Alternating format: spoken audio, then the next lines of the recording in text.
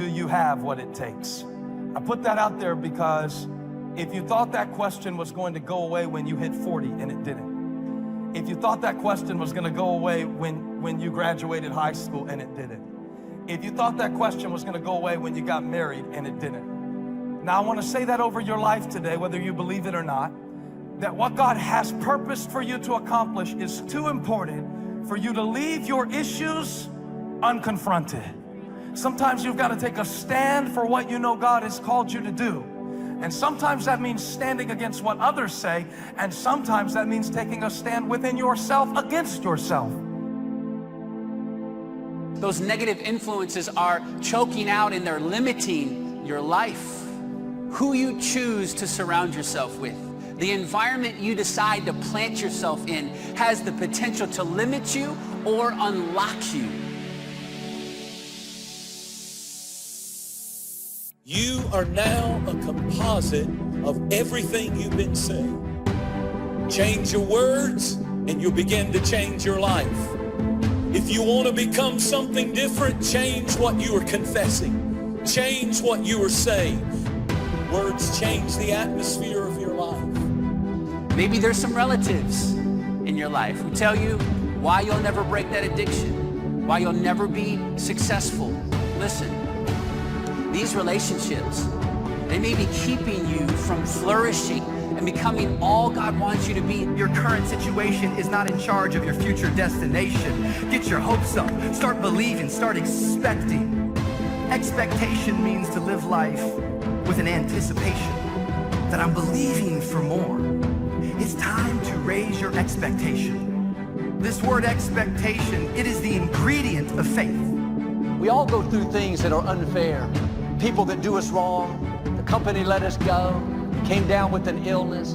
It's easy to live with a victim mentality, thinking we're at a disadvantage. We were shortchanged. We can't do anything great. Look at how we were raised. We can't love again. The last person hurt us. We can't live happy. We've been through too much. As long as you accept that you're a victim, you're going to get stuck. You may have been through unfair situations, but don't use it as an excuse to feel sorry for yourself, to give up on life, to not pursue your dreams. You, friend, are a seed. You are full of potential, full of gifts, full of purpose. But if you plant yourself in unhealthy soil, if the environment and relationships you choose to surround yourself with aren't healthy, or they're filled with compromise and negativity, an environment with limited mindsets telling you what you can't accomplish, pulling you down, then you won't see the growth that you've been designed to experience.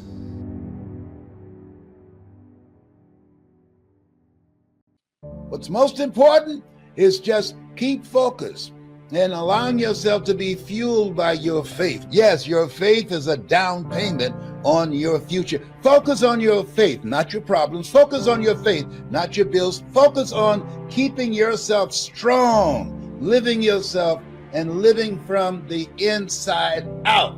Because the problems and challenges, they will always be there. Dimples was right when he had that song. If it ain't one thing, it's another. That's absolutely true. Most people really want their lives to count. We want our lives to matter. We want to feel useful. We want to make a difference. We don't want to waste our lives. Instead, we want our lives to be productive. And you know, the people who are productive are the happiest when they're actually being productive. You're more happy when you are being more productive. Productivity is always about making the most of what you've been given. And this is true not just of people, but also businesses and organizations, even nations. If you don't try to create the future you want, you must endure the future you get. I'm not creating my own future. I'm just enduring the future that comes to me. But the moment that I become intentional, the moment that I say, I have a choice, I can make a difference, I don't have to become a victim, the moment that happens within my life, I begin to create a better future for me. So the question is, do I wait for good things to happen, or do I work for good things to happen, which means I'm intentionally taking action to do my very best to make the best out of something that isn't so hot? I hope that you no longer wait for good things to happen for you and to you. I hope you begin to intentionally work to make them happen. See, a lot of people are caught up in the distractions. A lot of people spend all kind of TV time and internet time watching old fights and sporting events. But this is no time to be a fan. This is no time to be a spectator. Listen to me. Listen to me. You have something special. You have greatness in you. But most people don't take the time to focus, to put in the effort and the time to develop that greatness, to discover that greatness. And if you don't focus, if you don't put in the effort, if you don't work it, it doesn't work if you don't work it. You see, there's definitely a time to focus on self-development, focusing on you, checking your attitude, checking your dreams, your plans. Self-development is critical. But may I propose another focus? Something that's key to you reaching your full potential? That's soil development. That means assessing your environment. It means assessing your relationships. Friend, you need to be selective right now with whom you give your time, energy, and attention to. Your potential, your dreams, they're real, but it may not be able to be realized in the limited environment that you're in right now. And if you have this kind of mindset, there are things that God is going to do through you, for you, as you. And have this mindset. Even if you don't have two pennies to rub together, have this mindset. Even if you're going through foreclosure, I've been through that. All that, it doesn't mean anything. What matters most, not what happens to you, but what happens in you. Do what you have to do to reach your goal, to reach your dream, to change your life. Do what you have to do.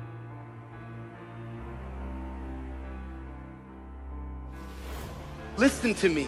Most people give up when they're tired, but a disciplined person gives up when they're done. Discipline is the bridge between your goals and your outcomes. Either suffer the price of discipline or suffer the price of regret.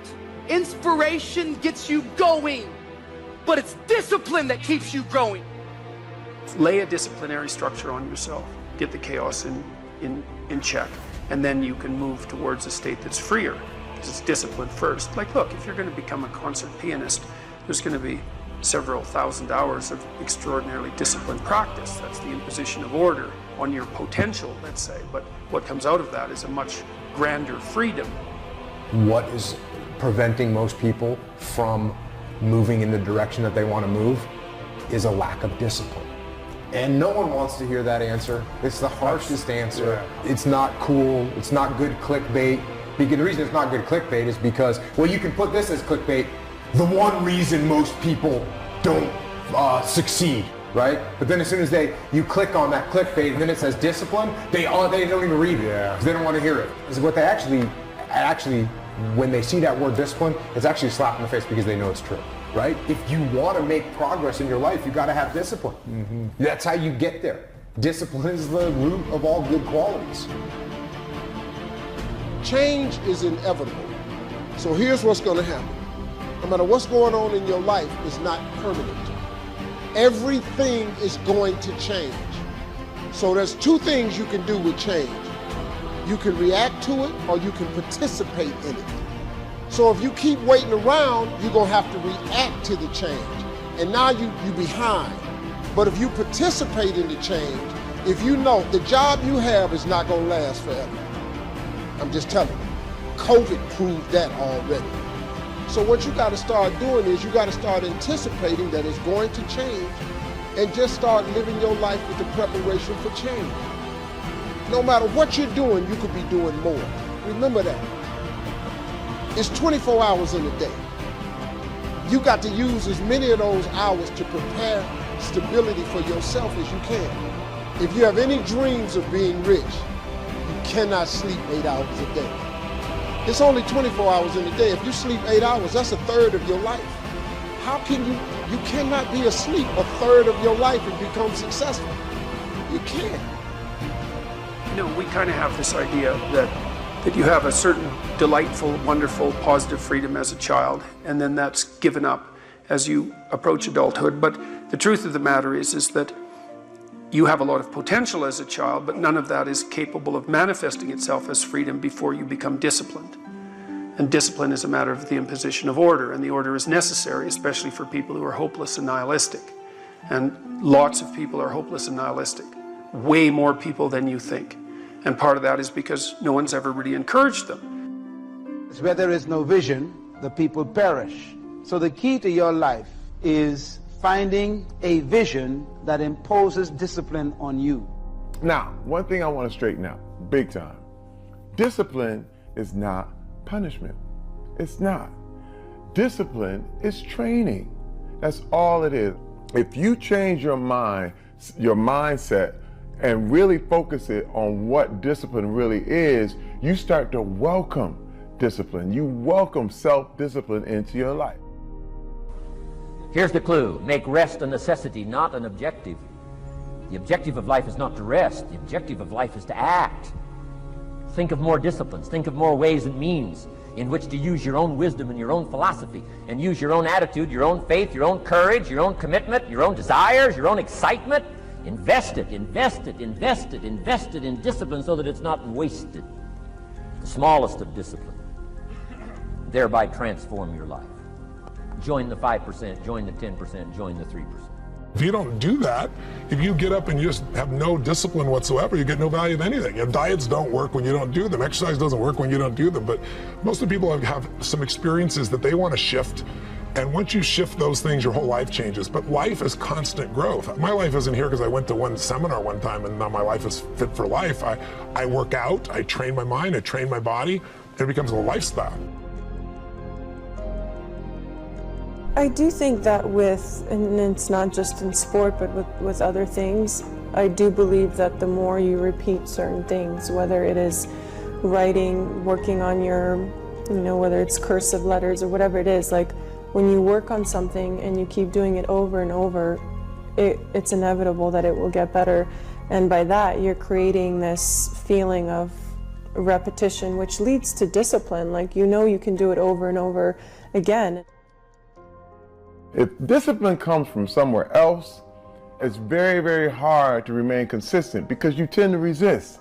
It's wild because I see trainers and they're in the gym with people and the guy or girl that they're working out hates their workout, hates it because the discipline is coming from somewhere else. It's something that you dread every time you go in. You don't really want to do it. It's like, but oh no, my trainer's here. He's about to, beat me up and make me feel crazy. Well, the truth is, every trainer should work his way out of your life. So you can go ahead, do your own workout, do your own thing, practice self-discipline. Resilience is very different than being numb. Resilience means you experience, you feel, you fail, you hurt, but you keep going.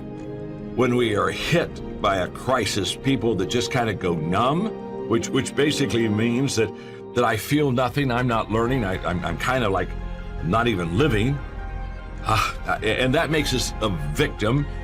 When we go through the crisis, we don't go for numbness, we go for resilience, and resilience is alive, it is learning, and what happens is resilience makes us victorious. It's that resilience and remembering that you put in your heart, you store it in your heart. So the next time you have an obstacle, a difficulty, an adversity in your life, that resilience remembers. Don't allow the crisis to numb you. Be alive, learn, feel, fail, learn. That's what it's all about if you want to make this difficult time a good time. Motivation doesn't get anything done. Motivation gets you going.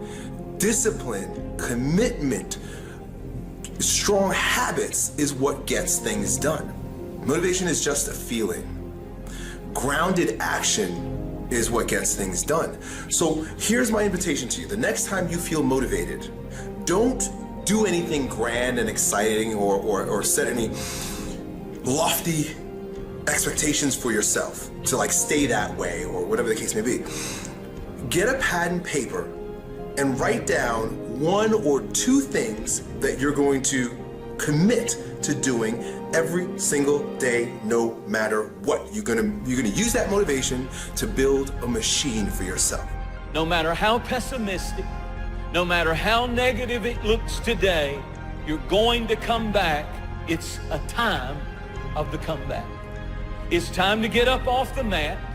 If you've been knocked down, if you've been through something, if you've been through financial setback or some kind of terrible thing has hit you in your health or something's happened to your family, we need to believe that it's time for a comeback.